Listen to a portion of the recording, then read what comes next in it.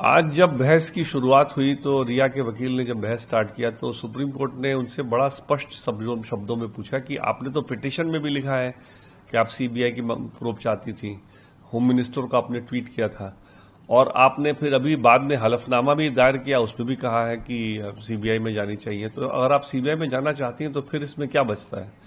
तो रिया के लॉयर के पास कोई जवाब नहीं था, वो प्रेजुडिस वगैरह की बात करना चाह रहे थे।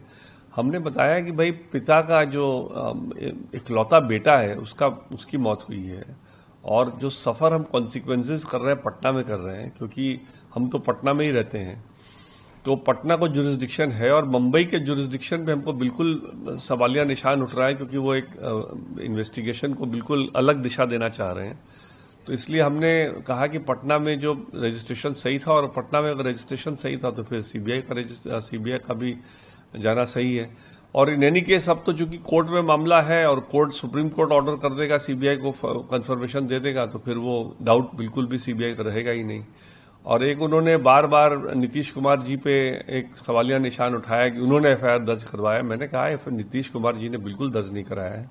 हमने सिर्फ ये कहा कि प्रेस ने मिसकोट किया है। शुरू में कुछ घंटों तक पटना पुलिस को डाउट हो रहा था कि इतना हाई प्रोफाइल केस है, उसको वो इन्वेस्टिगेट करें ना करें, रजिस्टर करें ना करें। तो नीतीश कुमार जी से हम लोगों ने किसी के थ्रू कहवाया, उनके पिता ने। तो नीतीश कुमार जी ने पुलिस को सिर्फ इतना ही कहा कि अगर केस बनता है, पटना में रजिस्टर करने लायक केस है और बनता है केस, तो बिल्कुल रजिस्टर करो और इसमें अंजाम दिलाओ, इनको जस्टिस दिलाओ, उनके पिता को। तो इसलिए कोई पॉलिटिकल केस नहीं था, इसमें कोई ऐसा नहीं कि नीतीश कुमार जी ने केस दर्ज करवाया है। और मैंने कहा कि ये जो नीतीश कुमार वाली बात है, ये प्रेस कटिंग से आप प्रूव करना चाह रहे हैं।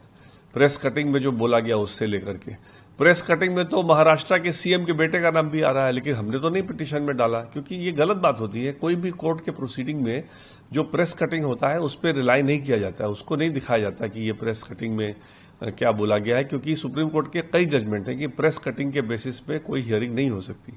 इसीलिए हमने अपने पिटीशन में या अपने जवाब में हमने कहीं भी कोई प्रेस कटिंग का इस्तेमाल नहीं किया। जो कह रहा है, बार बार प्रेस वाले कह रहे हैं कि महाराष्ट्र के सीएम के बेटे का इसमें इन्वॉल्वमेंट है, लेकिन इस तरह का इर्रिस्पॉन्सिबल स्टेटमेंट हमारे लिए करना ठीक नहीं था, और हमको लगा कि उनके लिए भी करना ठीक नहीं था।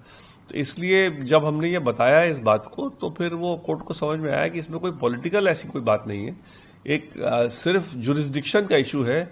और चूंकि मामला डिसाइड हो चुका है, तो इसलिए अब कम से कम आगे के लिए एक जुरिस्डिक्शन का, क्योंकि इस मामले में तो वो मानी गई है सीबीआई, तो इसलिए इसमें तो मेरे को नहीं लगता कि कोई बहुत डिटेल जजमेंट इस केस के लिए आएगा। लेकिन आगे के लिए इस तरह के ऑफेंस में एक जजमेंट आ सकता है जो कि आगे के लिए हेल्प करे।